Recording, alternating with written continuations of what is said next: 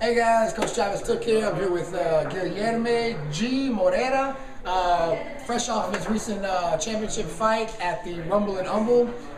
Put on a really great performance, won 2 out of 3 rounds, went the distance. It was a battle, and just wanted to give you guys first-hand interview and talk to him a little bit about his fight, his experience, his training, and what it took for him to go out and win and become a champion. So, G, tell us a little bit. What was your training like in preparation for this fight?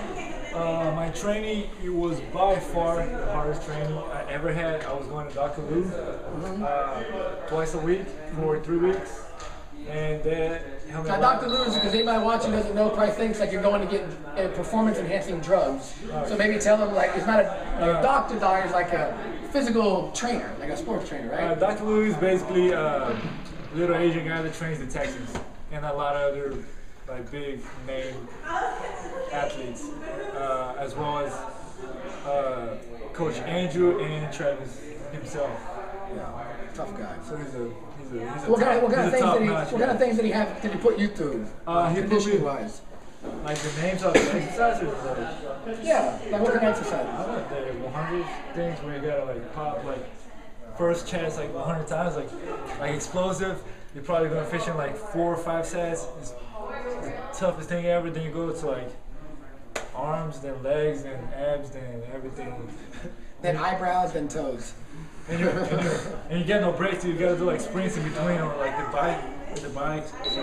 Very cool. Tell us about your technical training, and as well as your sparring training that you did with your teammates. Well, as far as technical training goes, I had Coach Lewis work on my striking a lot because Coach Jace wasn't around as much because of his work.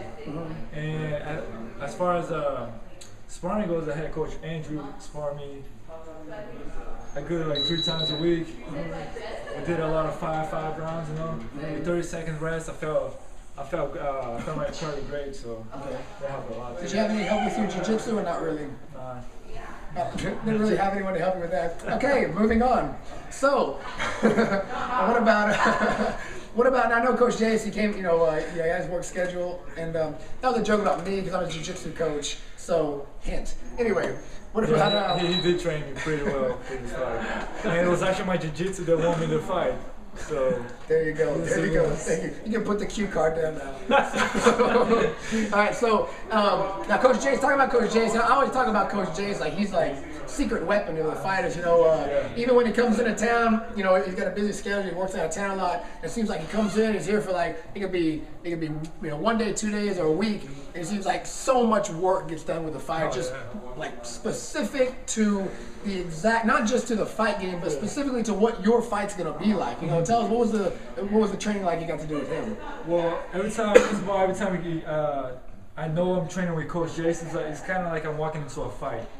Like I wake up in the morning like nervous to go train. Is that because like it's gonna be like a fight, or because he hits like really hard? Because it's everything like it's just intense.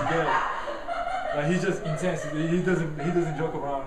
He's here for a business. So and yeah, like you said, he was gone, but he came back a week before the fight. In that week alone, it was one of the best trainings I ever had.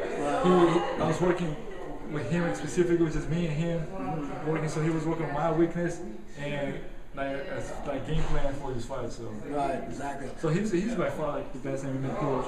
Yeah, absolutely. One can probably have. Right. And what was so you got to train, all the specifics of the game, conditioning was up. So let's fast forward, now we get to fight night. What were your thoughts, kind of waking up that day, going into the fight, the night of the fight when you get a little closer to it, and then talk us all the way through, like walking into the cage and all the way to the end when you had your hand raised in victory. Like what kind of went through your mind? The night before, I couldn't really sleep because I was having like some hardcore hiccups for some reason. I couldn't sleep.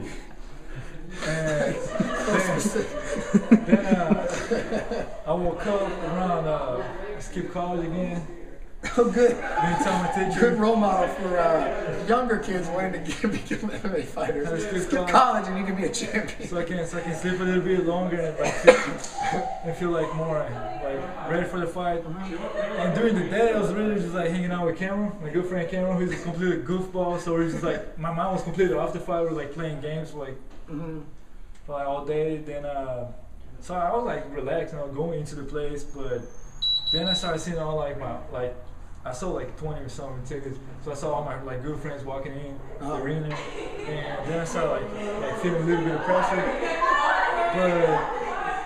But still walking into the fight, I still felt better than in my previous fights as far as like the nerves go.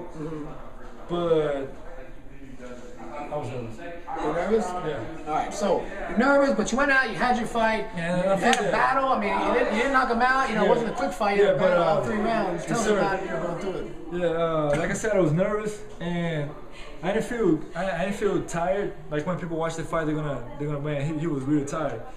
I wasn't cardio-wise tired. Like I said, I just couldn't like feel my arms because I felt heavy like walking in because I was nervous. But my gas was good, my wind was good. I just felt like weak, like my arms were really tired mainly because this is the first fight that I had almost everybody I know watching. Right. And so my first main event too, you know. So the fight went the decision. You know, the bell rang, 3 rounds were over. When the bell rang, were you confident that you won the fight? Yes. And I knew for sure I won the fight. Okay, what about, well, you didn't know for sure, because what about, because it said split decision. What went through your head when you heard that split decision? I was like, F. Because you know how the judges can be, they're horrible. If you watch the past weekend, what's his name, Garcia versus the Asian guy? Nam Fan. It's just ridiculous. You like to say Asian guy a lot, don't you? But you got the decision, so, you know, called your name twice, called your opponent's name once. How'd you feel when, you know, the last name was called out and you knew it was for you? What went through your head? Were you excited? Were you relieved? Were you just ecstatic? I mean, how'd you feel? Well, it's probably the happiest day of my life. Because this is MMA is the only thing that I've been like really like that serious about it. Right. So every time I win, it shows the hard work and the success that I'm having. Awesome, man. And so you're looking forward to your next fight. You got to go defend the belt now. You excited about that? Are you back to training yet? Or are you taking some time off? Or? I'm gonna be back next week because I feel good. So there's no reason for me not to train. Ready to get back into it. Yes, sir. All right, guys. So that's it. Interview with Guilherme Moreira, or G. Much easier to say. Just call him G. And your name is G because it's hard to pronounce. And why else? Because I'm a gangster. So I had to throw that in. All right, guys. Enjoy. Not gay, gangster.